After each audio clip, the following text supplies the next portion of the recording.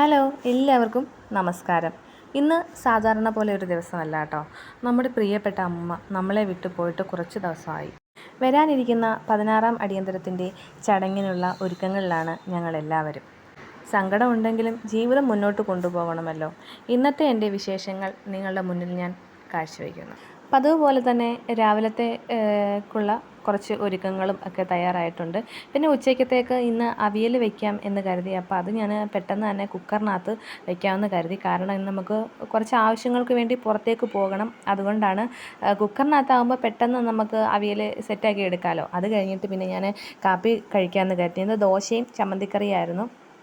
അപ്പം അതെല്ലാം കഴിച്ച് വീട്ടിലെ ജോലിയൊക്കെ കഴിഞ്ഞതിന് ശേഷം വേണം നമുക്ക് പുറത്തേക്കൊന്ന് ഇറങ്ങാനായിട്ട്. കുറച്ച് വിശേഷങ്ങളുണ്ട്. വിശേഷങ്ങളുടെ കാര്യങ്ങൾ ഞാൻ മുന്നേ തന്നെ നിങ്ങളോട് പറഞ്ഞല്ലോ. അപ്പോൾ അതിൻ്റെ ആവശ്യത്തിനായിട്ടാണ് നമ്മളിന്ന് പുറത്തേക്ക് പോകാനായിട്ട് തയ്യാറെടുക്കുന്നത്.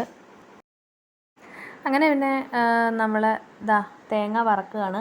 ഉച്ചയ്ക്കത്തേക്കുള്ള ഒഴിച്ചു കൂട്ടാൻ നമ്മളിന്ന് വറുത്തരച്ചിട്ടുള്ള തീയൽ കറിയാണ് വെക്കുന്നത്. അതിനുവേണ്ടി തേങ്ങ വറക്കുകയാണ്.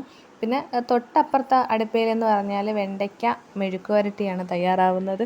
അപ്പോൾ വെണ്ടയ്ക്ക മെഴുക്കുവരട്ടിയും തീയലും പിന്നെ നമ്മൾ കുക്കറിനകത്ത് വെച്ച് നിങ്ങളെ കാണിച്ചില്ലേ, ആ അവിയലും കൂടെയാണ് നമ്മളിന്ന് ഉച്ചയ്ക്കത്തേക്ക് എടുക്കുന്നത്.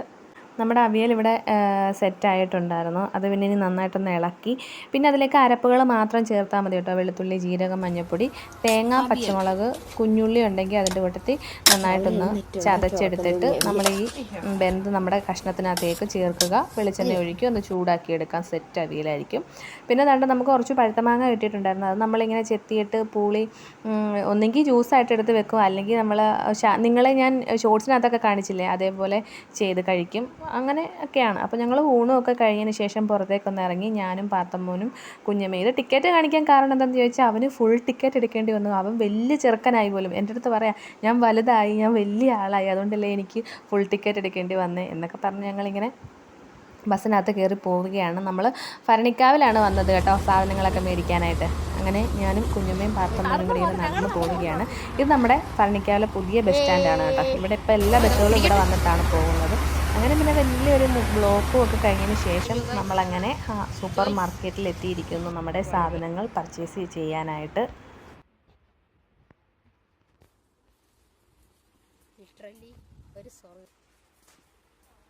അങ്ങനെ എന്തായാലും ഞങ്ങൾ നടന്ന് നല്ലൊരു നടത്തം തന്നെയുണ്ട് നമ്മുടെ ലക്ഷ്യസ്ഥാനത്ത് എത്തണമെങ്കിൽ. കാരണം നമുക്ക് ഈ ഫ്രണ്ടിൽ കാണുന്ന അവിടെ നിന്നൊന്നും വേണ്ട, നമുക്ക് അങ്ങ് ഉള്ളിൽ നിന്ന് മതി. പലചരക്കാണ് നമുക്ക് വേണ്ടത്.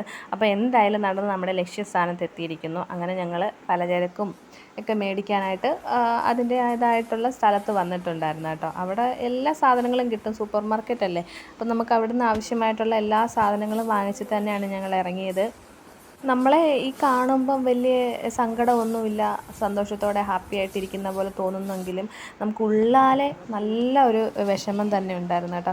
ഓരോരോ സാധനങ്ങൾ നമ്മളിങ്ങനെ തിരഞ്ഞെടുക്കുമ്പോഴും ഉണ്ടല്ലോ, മനസ്സിനകത്തൊരു വലിയൊരു ഭാരമായിരുന്നു. ഇതെല്ലാം നമ്മുടെ കൂടെ ഉണ്ടായിരുന്ന ഒരാളിൻ്റെ ഓർമ്മകൾക്ക് വേണ്ടി മാത്രമാണല്ലോ നമ്മളിതെല്ലാം ഇങ്ങനെ എടുക്കുന്നതെന്നുള്ള ഒരു ചിന്ത പെട്ടെന്ന് നമുക്ക് മനസ്സിലൂടെ ഇങ്ങനെ കടന്നു പോകുമ്പോൾ ഉണ്ടാകുന്ന ഒരു ഫീലിംഗ് ഉണ്ടല്ലോ, അതൊരു വല്ലാത്ത ഫീലിംഗാണ്. അങ്ങനെ പിന്നെ ഞങ്ങൾ അവിടുന്ന് പിന്നെ സാധനങ്ങളൊക്കെ വാങ്ങിച്ച് ബില്ലൊക്കെ അടിച്ചതിന് ശേഷം നമുക്ക് പച്ചക്കറി ഐറ്റംസ് കുറച്ച് കിട്ടാനുണ്ടായിരുന്നു. അവിടെ കുറച്ചേ ഉള്ളായിരുന്നു. അങ്ങനെ പിന്നെ ബാക്കി സാധനങ്ങളൊക്കെ നമ്മൾ വാങ്ങിച്ചു. അങ്ങനെ ഓട്ടോയിലെല്ലാം കയറി സാധനങ്ങളെല്ലാം നമ്മൾ നിറച്ച് വെച്ച് ഇനി നമുക്ക് നേരെ നമ്മുടെ വീട്ടിലേക്ക് പോകണം. സാധനങ്ങൾ നമ്മൾ എത്ര റിച്ചായി, ഞങ്ങൾ റിച്ചായി, ഞങ്ങളുടെ ഓട്ടോ നിറച്ച സാധനങ്ങൾ. എൻ്റെ ഈ കൊച്ചു ഡയറിയിലെ ഇന്നത്തെ വിശേഷങ്ങൾ അടങ്ങിയ താള് ഞാൻ ഇവിടെ വെച്ച് മടക്കുകയാണ്.